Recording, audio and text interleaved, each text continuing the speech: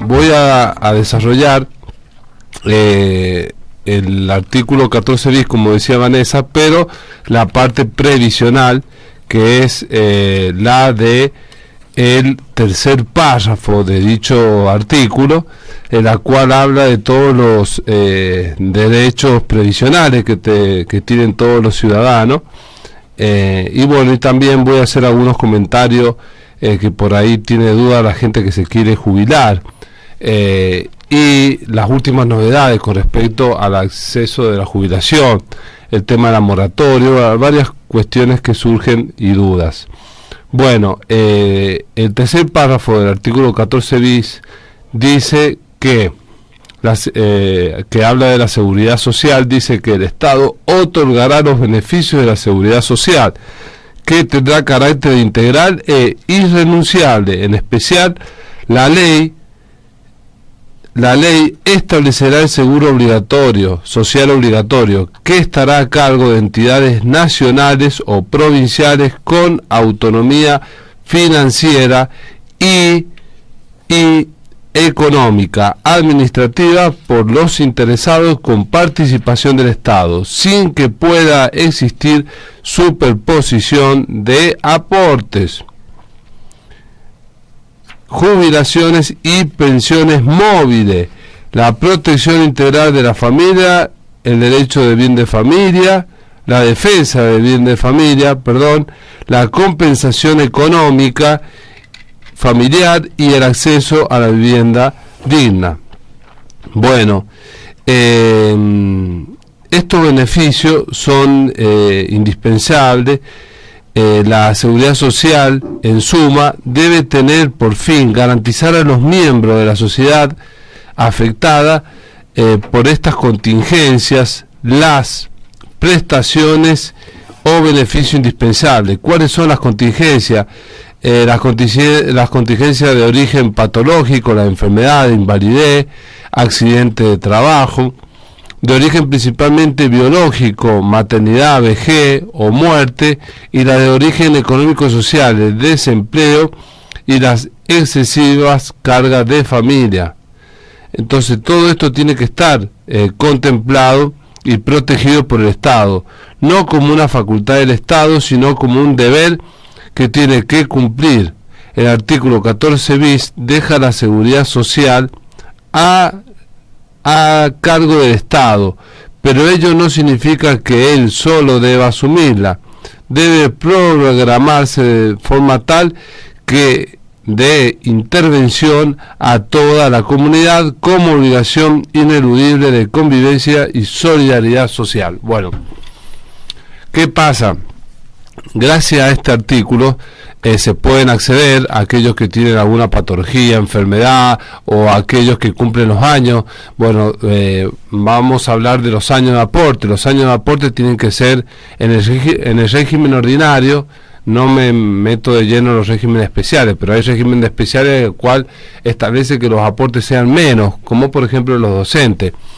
Pero en el caso de los trabajadores ordinarios, los de la administración pública, los trabajadores de la ley de contrato de trabajo, en definitiva, en general, la generalidad es que tengan que tener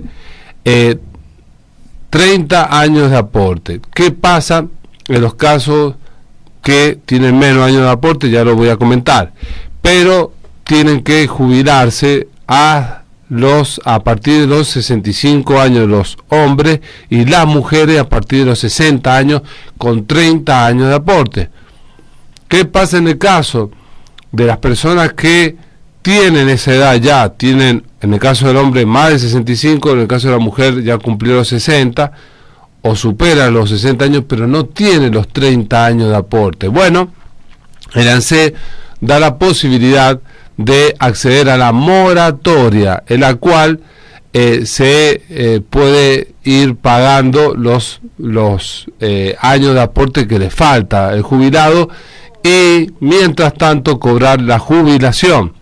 Esto pasa mucho con las jubilaciones de ama de casa, en la cual ellas directamente, como nunca pudieron hacer aporte, en la cual estamos totalmente de acuerdo que tengan el derecho a a poder acceder a la jubilación, porque trabajar en la casa para mí es más trabajo aún que trabajar fuera de la casa, en los quehaceres del hogar.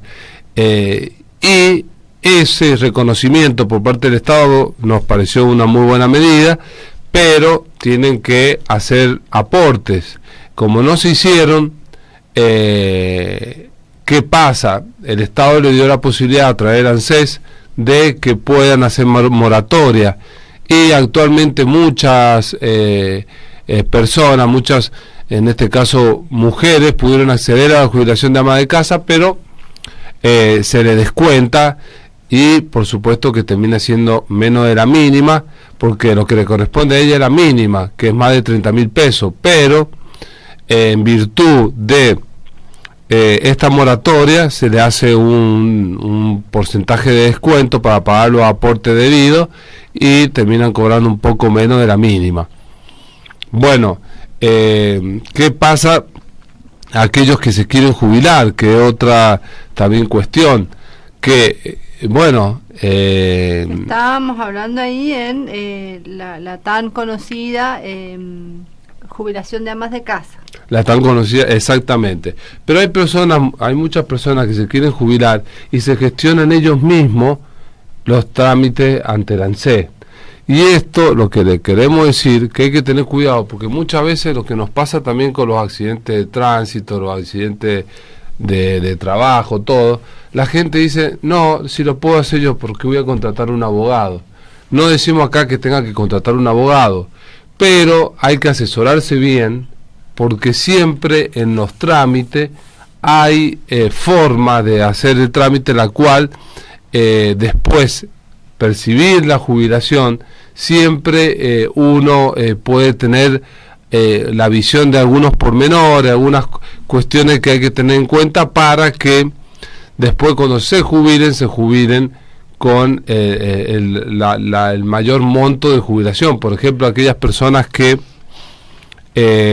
los últimos años tienen la posibilidad de aumentar la categoría o mejorar en el trabajo, es importante porque se toma el promedio de los últimos 10 años. Claro, pero hay como un error, sobre todo en la administración pública, los pobres empleados públicos que los tienen toda la vida en la misma categoría, y 2 años antes de que se jubilen le suben una categoría. Bueno, eso no influye en nada. No influye en nada. De nada. Exactamente, porque lo que se promedia son los últimos 10 años. O sea que incide mínimamente, muy mínimamente. Y incide un 20%.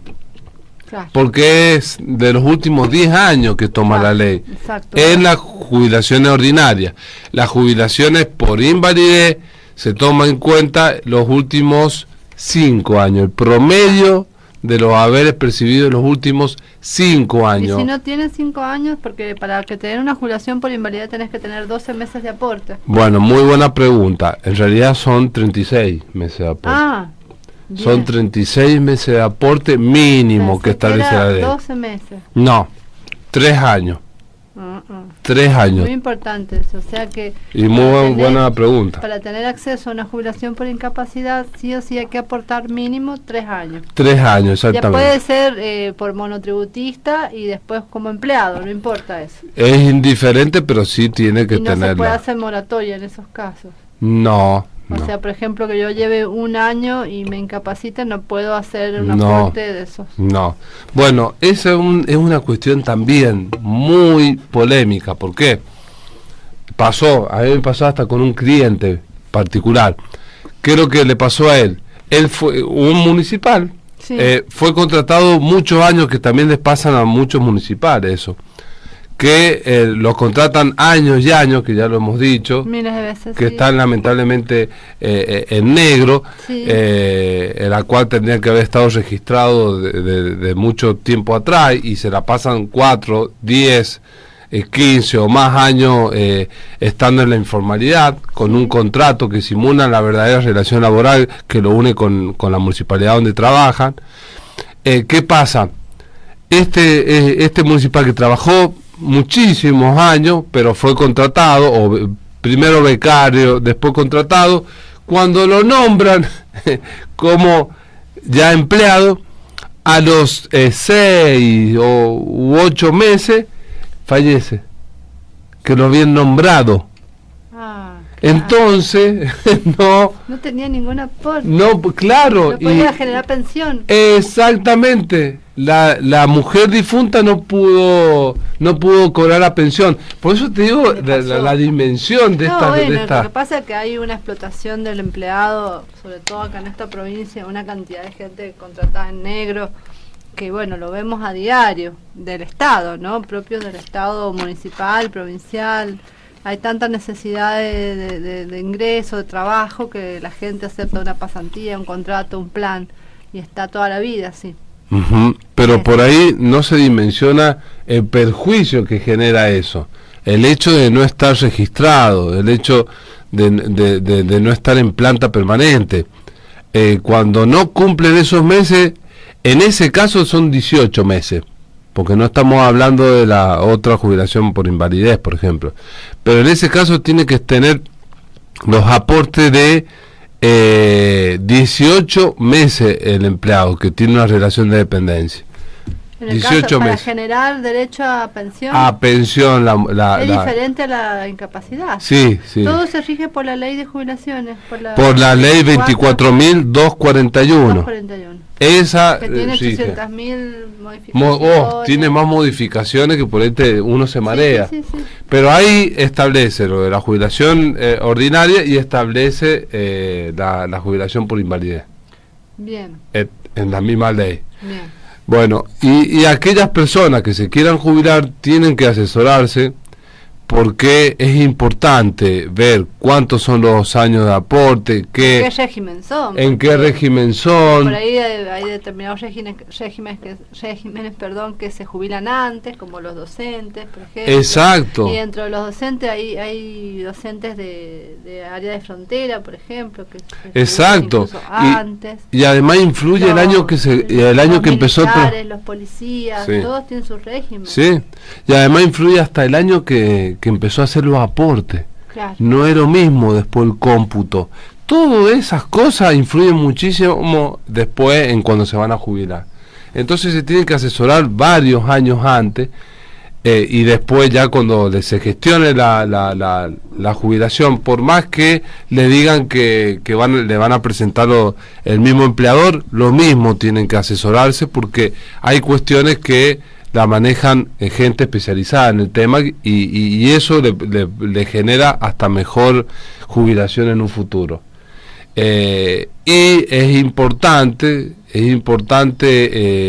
asesorarse de una manera en la cual ellos puedan acceder a la jubilación, pero tener en cuenta también qué pasa con la obra social, cuando claro, ojo, son un montón de cosas. Cuando se jubila pierde el plazo de opción para quedarse en la obra social de activo. Exacto. Por ejemplo, provincia o DAMSUN tiene días perentorios, o sea, exacto. Se pasa el día y chao. Exacto. O sea, no hay forma de que, porque ellos las obras sociales no les interesa tener obviamente jubilados, entonces están a la expectativa de deshacerse exacto. de la gente.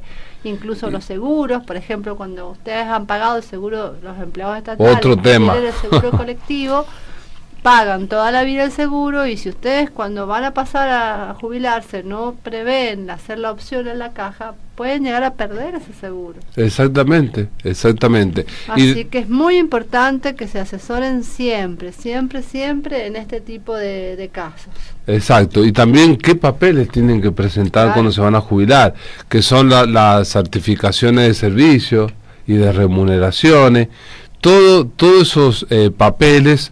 Es el ANSES que lo requiere del trabajador, y el empleador lo tiene que solicitar el trabajador lo tiene que solicitar al empleador, que se lo facilita. Para acreditar todos los aportes tiene que tener certificado de cuántos años prestó servicio, el certificado de servicio, el de remuneración y demás, y después la opción de la obra social, en qué banco van a pasar a cobrar, un montón de cuestiones que son muy importantes tener en cuenta. Y lo de los seguros también, porque hay gente que viene y nos consulta también: mire, doctor, pero ¿qué hago con el seguro de la Caja Mutual? Si yo ya me he jubilado, yo tenía entendido que podía acceder a la mitad de los haberes de todo la mitad de los haberes que yo aporté, o sea, 20 haberes como seguro, ahora que me he jubilado, y después los otros 20 mi heredero cuando yo fallezca. Eso cambió, eso ya no se aplica más en muchos años. Directamente el seguro lo cobran los herederos cuando el jubilado fallece.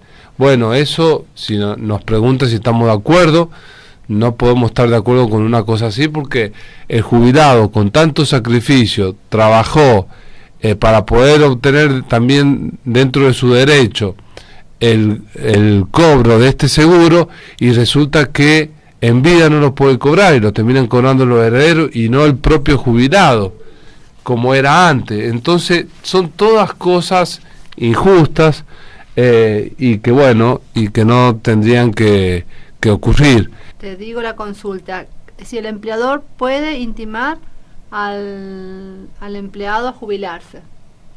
Bueno, eso está ocurriendo mucho también en las municipalidades, cuando cumplen 65 años los hombres, o las municipales mujeres cuando cumplen 60 años. Pero hay una resolución del ANSES en la cual le da la posibilidad al jubilado, que muchas municipalidades no la querían cumplir, en la cual tenga la opción de en vez de jubilarse a los 65, por ejemplo, prorrogar 5 años más, sin que lo obliguen a jubilarse. Hasta los 70. Hasta los 70, siempre y cuando dé uso de esta opción el jubilado. Hasta los 70 años. Hasta los 70, sí, sí. Por una resolución del ANSES, justamente en el bloque, de ahí estuvimos leyendo que un oyente nos expresó una inquietud, que dice que si podríamos comentar si los jubilados de ama de casa o por moratoria dejan un seguro a los familiares. Eso era una pregunta. Y la otra pregunta es si también esa jubilación queda como pensión para el cónyuge que quedó vivo. Bueno, en derecho, en abogacía, se le dice cónyuge supérstite al viudo, al que queda con vida. Bueno, vamos a separar a dos preguntas. Vamos a contestar la primera pregunta. ¿Cuál es la primera pregunta? Si las jubiladas de ama de casa o los jubilados por moratoria dejan o no un seguro a los familiares.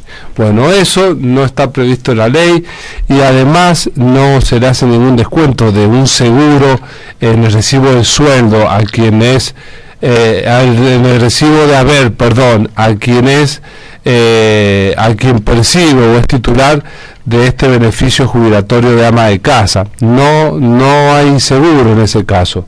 Salvo que ellos aporten un seguro de vida aparte, ¿no? Pero no está nada dispuesto en la ley, por así decir. Claro, no es bajo el sistema de reparto, no es que lo provee el Estado. Sí, ellos quieren contratar un seguro con una empresa particular, sí lo pueden hacer como cualquier otro jubilado, pero no está incorporado en los descuentos del haber previsional aquellas amas de casa jubiladas o por moratoria que puedan percibir un seguro. Eso es con respecto a la primera pregunta. Y la segunda pregunta era si las jubiladas por ama de casa o por moratoria, en caso de fallecimiento, genera un derecho de pensión al cónyuge o al esposo que quedó vivo. Bueno, acá vamos a aclarar varias cosas. No es únicamente el esposo que puede percibir que quedó con vida, el supérstite, el cónyuge supérstite, el que puede percibir la pensión. También la pueden percibir los convivientes, aunque no hayan estado casados. Perfecto. Bueno, eso es en las jubilaciones ordinarias. ¿Qué pasa en las jubilaciones de ama de casa? Y también pueden percibir el cónyuge que quedó con vida, o el conviviente que quedó con vida puede percibir la pensión por la persona que estaba jubilada de ama de casa. Y esto ¿qué normativa lo dice? Bueno, esto lo dice la ley de ama de casa, que es que en su artículo 16 dice lo siguiente: el monto de la pensión derivada del fallecimiento de la jubilada será equivalente al 70% del haber jubilatorio de la extinta beneficiaria. En caso de extinción del derecho de alguno de los cohabitantes, los beneficiarios acrecentarán sus haberes en la proporción que corresponda. O sea que el cónyuge o el conviviente supérstite, el que quedó con vida, va a percibir la pensión que va a significar un 70% de la jubilación que cobraba la ama de casa, que si estamos hablando que la mínima es más de 30.000 pesos, van a estar cobrando un 70%, 20 y monedas más, es lo que van a estar cobrando de pensión el cónyuge supérstite o el conviviente, como decíamos recién. Así que acá ahí tengo estaría. una pregunta que encaja justo con lo que estabas hablando, que nos hace un oyente, y nos preguntaba hasta qué edad los hijos pueden recibir la pensión, y en el caso en que haya una pensión con la madre, bueno, me da la impresión que quiere preguntar si se comparte esa pensión. Si ese 70% se divide o es cada uno recibe un 70%. Bueno, en caso de que los hijos sean menores de edad, perciben y se reparten entre todos, entre los hijos y la cónyuge. Entre todos todos tienen derecho. Sí, todos tienen derecho. No es que cada uno recibe un 70%. No. Sobre eso se reparten entre todos los hijos y la cónyuge o la conviviente. Pero han habido casos, bueno, ya lo voy a comentar, pero para terminar esto, y la pensión, los menores las pueden seguir cobrando hasta que sean mayores de edad. Bien. Una vez que cumplen los 18 años, dejan de percibir esa pensión. Hasta los 18. Hasta los 18, que es la mayoría de edad. Bien. Bueno, eso por un lado. No es como los alimentos que se ven hasta los 21 o No. 25 si está estudiando. Hasta los 18, hasta que sean mayores de edad, te dice. Qué poco, ¿no? Que los cubre. Hasta que sean mayores de edad. Es que por eso no se entiende bien en Argentina siempre. Pero ¿no? Hay como diferentes edades de mayoría de edad. Claro, pero lo que uno tiene que ver es la práctica. Generalmente a los 18 años siguen estando con la madre. Y ya lo cobra, esa pensión pasa a cobrarla completa la madre. Pero aparte los alimentos se ven hasta los 21. ¿Con qué fundamento el Estado deja de alimentar a los hijos de un fallecido a los 18? Exacto, pero como sigue percibiéndolo ya la madre en forma completa, se supone que la madre lo... Sí, los va a ayudar. Porque hasta los 18 años, ¿quién lo administra también? Lo administra la madre. En el caso que tengan madre, obviamente. En el caso que tengan madre, exactamente. Si no lo pierden. O si no lo pierden, lo pierden. Pero ¿qué pasa? Ha habido muchos casos, me río porque en el sentido de que pasan tantas cosas en la experiencia, en la realidad, que ¿qué pasa si quien ha fallecido tiene su esposa por un lado, pero nunca se divorció de papeles, nunca hizo los papeles, ya no convive más con su esposa legítima, pero sigue estando vinculado a través de un matrimonio, porque sigue casado. Pero convive con otra mujer o con otro, en el caso del hombre, cualquiera de los dos. Sí. ¿Qué pasa? ¿Quién percibe la jubilación? Se divide entre las dos. Exacto. Bueno, eso también pasa muy seguido. Entre los dos, y también sé que los seguros, en el caso que perciban seguros por muerte, se dividen entre los dos. Exactamente, pero si hay un derecho de acceder al reajuste del haber previsional, la ley previsional establece, ahí ya no. Por eso hay cosas por ahí que con otros artículos son un poco inconsistentes. Ahí el que tiene derecho es la conviviente, no tiene derecho, por ejemplo, los herederos. Para aquellos que son jubilados y han hecho el juicio de reajuste, fallecen, y uno dice, bueno, ahora son herederos, los que van a cobrar el reajuste van a ser los herederos. Si tiene una conviviente, en ese caso, no. Por eso hay varias cosas que ocurren en la práctica y que hacen que a veces haya contradicciones con otros criterios y otras normas. Sí, sí. Así que, y también Vanessa, bueno, no sé si queda alguna otra duda más. Nos han preguntado mucho de la ley de alquiler. No sé Exacto. si querés que desarrollemos. Yo había traído para hablar de alimentos, pero me parece que sería oportuno que desarrollemos en el tiempito que nos queda la ley de alquileres, porque está muy, digamos, en boga el tema, porque se está por modificar y bueno, Sí. sería bueno que tocáramos ese tema y dejamos alimentos para el próximo jueves. Si te parece. Bueno. Tenemos un tiempito, creo, para hablar de Bueno, con respecto a la ley de alquileres, todo... Sí, acá por ejemplo me preguntaban que estaba por modificar un contrato, si era aplicable la ley de alquileres o podía ser aplicable la anterior ley, no sé a qué se refiere. No, todos los contratos suscritos a partir de la vigencia de la nueva ley, que ya tiene vigencia ya más de un año, que se está aplicando la nueva ley. Vamos a hacer un poquito de historia. Hace más de un año, más o menos, antes de la pandemia fue. No, durante la pandemia, en el primer año de pandemia, ahí se modifica. Sí. Se modificó la ley de alquileres y tuvo muchísimas críticas, ¿no? Esa ley de alquileres, críticas para las dos partes, me parece, ¿no? Exactamente, y hubo un retroceso. Fíjate que hay mucha gente que no quiere alquilar. Claro, no, es que por una fortuna. Exacto, no quiere alquilar porque no les conviene. Es que un inmueble que uno invierte 8, 10, 12 millones de pesos para el alquiler que te pagan, no les reditúa al propietario. Y del otro lado, al inquilino, pagar un inmueble con gran parte de su sueldo tampoco puede cubrir puede cubrir sus necesidades básicas si paga ese alquiler. Entonces, de los dos lados es una situación muy difícil, en la cual se actualizaron los cánones locativos. Ahora se actualizan cada año. Antes era cada 6 meses. Claro, antes se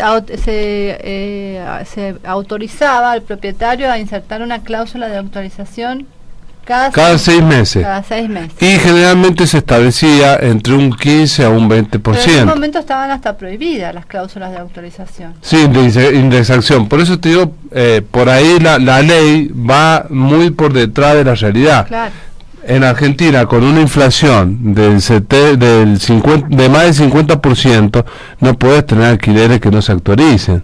Y lo que pasa es que también es una carrera, a ver quién aumenta más, aumentemos esto más aquello, más los sueldos, más y sí, y la gente no le alcanza, ¿cómo se para? Es como una carrera de a ver quién aumenta más.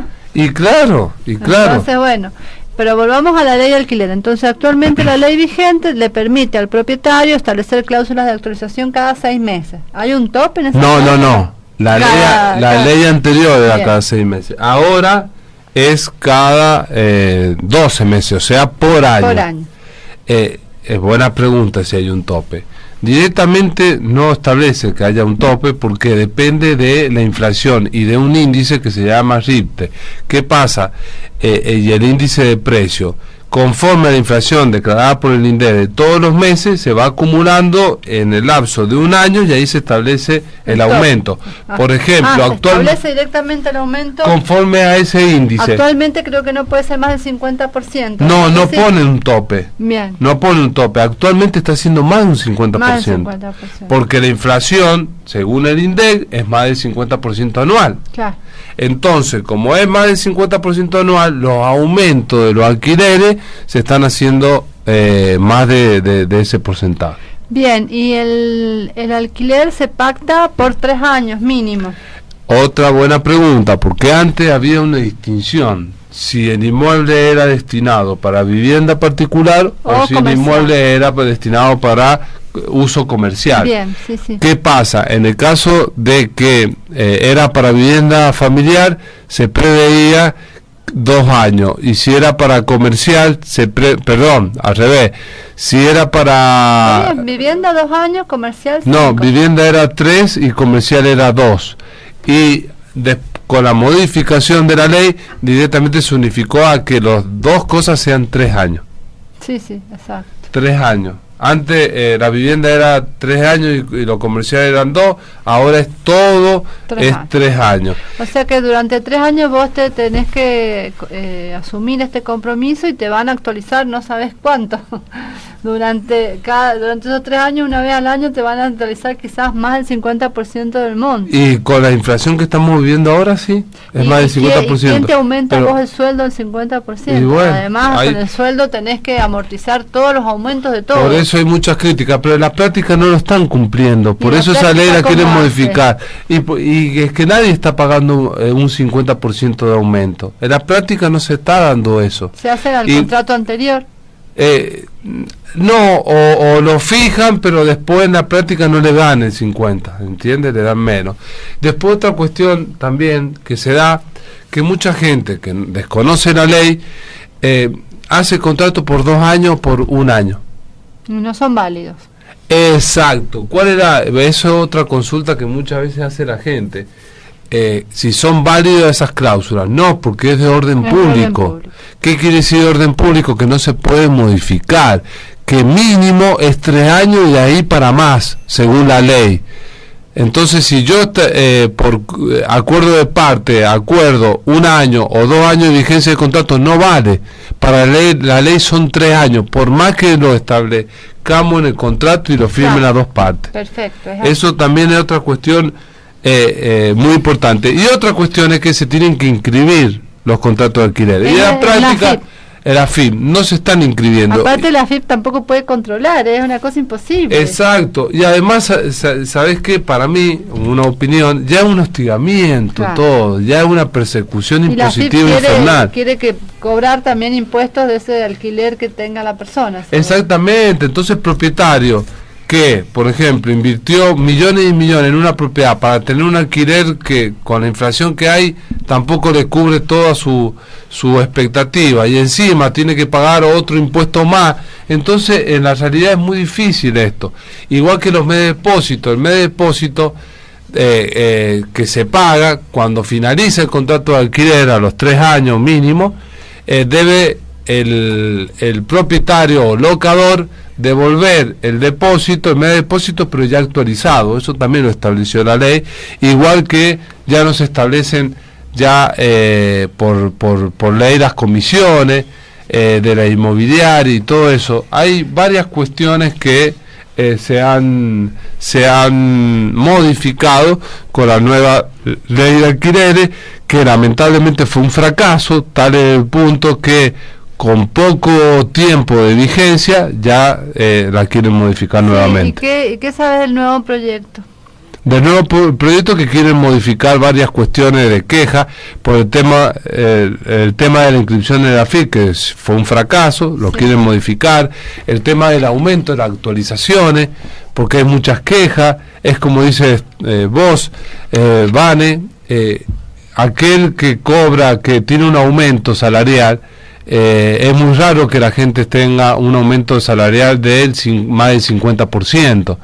Entonces, eso es otra cuestión que se ha planteado, y los aumentos anuales están siendo más de ese porcentaje, como lo dijimos recién. Claro. Pero también es otra cuestión que los propietarios, un inmueble de, como decíamos, de 8, 9 millones de pesos, para que le den un alquiler de 25, 30 mil pesos, tampoco les conviene, y encima después te dejan el inmueble destruido, en algunos casos, que te sale más caro el collar que el perro. Entonces son varias las cuestiones y hay quejas de ambos lados, y bueno, y por eso la ley se tornó una ley que no cumplió con la expectativa que se habían generado, y que llevada a la práctica no tampoco se pudo lograr el objetivo del gobierno, que era que se inscribieran la mayor cantidad de contratos para recaudar, y ante una situación en la cual es una situación difícil tanto para los locatarios como para los locadores, tener un tercero interviniente para cobrar más impuestos, y se hace imposible. Así que esa es la realidad de la nueva ley de alquiler. Está bien, bueno, ha sido un pantallazo importante. Y bueno, ¿qué le darías de consejo a una persona que quiere hacer un contrato de alquiler ahora, por ejemplo? ¿Qué le darías de consejo al propietario primero y qué le darías de consejo al inquilino? Bueno, me van a matar las inmobiliarias, que me perdonen, pero ya voy a opinar como abogado, que las personas, por supuesto, que la inmobiliaria intervienen, consiguen los clientes, todo, pero que los contratos no se confíen que lo confeccione una inmobiliaria. Sí que intervenga la inmobiliaria, cobre su comisión como corresponde, porque consiguen el cliente, porque gracias a la inmobiliaria ambas partes se pudieron acercar, pero los contratos que lo hacen muchas inmobiliarias y lo hacen y no lo hacen por abogado, genera después futuros conflictos y futuros problemas, en la cual después esas inmobiliarias no se hacen cargo después de los problemas de incumplimiento, de los desalojos, todo.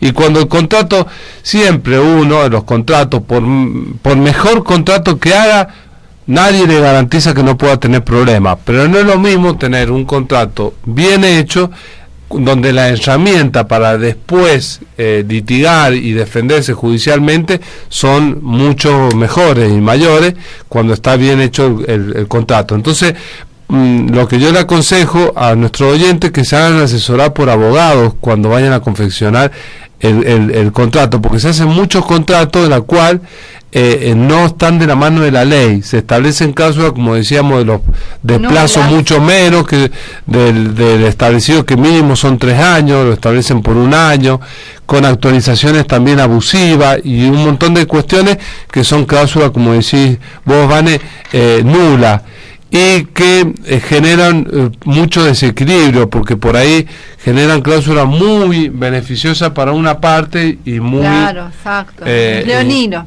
Muy leonino, exactamente, la cual es exageradamente beneficiosa para una parte y para otra parte genera un perjuicio y una situación en desventaja bastante considerable. Claro, me parece bien. Bueno, entonces, consejo, hágase asesorar por un abogado y también, ¿qué tiene que pedir el inquilino? Tratar de que no le ponga las cláusulas de actualización. Las cláusulas de actualización. Claro, la cláusula de actualización, según la ley, establece que tiene que fijarse sí o sí anualmente, pero ¿qué es lo que está haciendo la gente también y las partes? Las ponen más bajas. Ponen o más baja o más alta. Ponen, bueno, que... Más alta no serían válidas. No serían, no, en realidad, en el caso de que las partes se pongan de acuerdo con el valor, por ejemplo, establece un 20% a los 6 meses y un 20% a los otros 6 meses, ya es una discusión si es de orden público eso. Yo yo la verdad que lo acompañaría al aumento salarial, a un promedio de los aumentos salariales, del aumento del salario mínimo vital y móvil, porque ajustar a las personas que tienen que vivir de alquiler en una casa a aumentos, no sé, conforme al índice del consumidor o el índice de la construcción o el índice estos índices, aunque ese índice que decís vos está calculado conforme a la inflación, conforme al salario, no sé qué otros índices más. Sí, tendría que ser algo más. A ver, a mí pero los aumentos salariales, ¿cuánto te aumentaron en un año? Nada. A vos y bueno, ¿cuánto es el porcentaje como empleado? Claro, como empleado público te aumentan. No puede acceder, según un trabajador que cobra como mucho, como que trabaja muy bien, 60.000 pesos. ¿Cómo hace para llegar a comprar una casa que sale, no sé, mínimo 8 millones, una casa cualquiera, claro, 5 millones, 6 millones? ¿Cuándo junta esa plata? Si no llega ni a fin de mes con esa plata. Ya, endeudado, de préstamo en préstamo. Y además, ¿cuándo tiene la casa? Va a alquilar, le cobran 40.000 pesos un departamento mínimo de 3 habitaciones. Para que viva él con sus 5 hijos. ¿Qué hace esa persona? Si le quieren aumentar al año el 50%, o sea que a él le van a aumentar 50% como mucho, están habiendo aumentos en 4 partes de menos del 50%, entre 40 y 40 y algo. O sea, también hay que pensar que es imposible para la persona que, o sea, vivir es un derecho en una casa. Vos lo acabás de leer en el artículo 14 bis.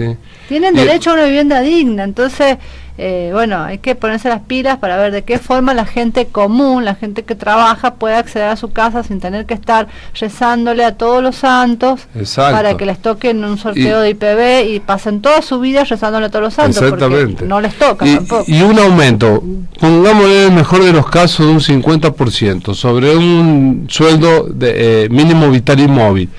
30 y vamos, o un poco más, pongamos un trabajador que cobra 40.000 pesos, va a tener en un año un aumento entre 15.000 a 18.000 pesos, pero un funcionario que cobra 600.000 pesos de aumento, de sueldo. Ese tiene una casa, ese vive en el funcionario ese que vos me estás hablando, no alquila, ese funcionario vive en un... Está bien, pero el aumento de ese funcionario también va a ser el mismo porcentaje. O sea que va a tener un aumento de entre 200 a 300.000 pesos anual. Alquila una casa de vivienda es porque... Por eso, pero digo que... a la persona que tenga ese ingreso y no tenga su casa. Por eso, pero digo que hasta es injusto los aumentos salariales también. No se toman en cuenta los sueldos al aumentar. No pueden los funcionarios tener esos sueldos. Los funcionarios tendrían que tener el mismo sueldo que un empleado cualquiera, un poco jerarquizado y punto. Bueno, el convenio colectivo de trabajo establece la ley del enganche para que no haya ese desfasaje, que yo siempre lo planteé. Cobran 20 y los funcionarios cobran 600, 500. A ver, ¿cuánto cobra un concejal en Capital, por ejemplo? Y debe estar cobrando actualmente 300. ¿Y cuánto cobra un empleado? Exacto. Consejo? Y bueno, ¿y por qué? Un empleado medio, ¿no? Mucho menos, no sé cuánto estarán los empleados, pero muchísimo menos. 60. Y bueno, pero si cumplirían con el convenio colectivo de trabajo, ese empleado no cobraría 60, estaría cobrando, estaría enganchado, que era lo que uno preveía cuando tuvo la oportunidad de cumplir una función pública.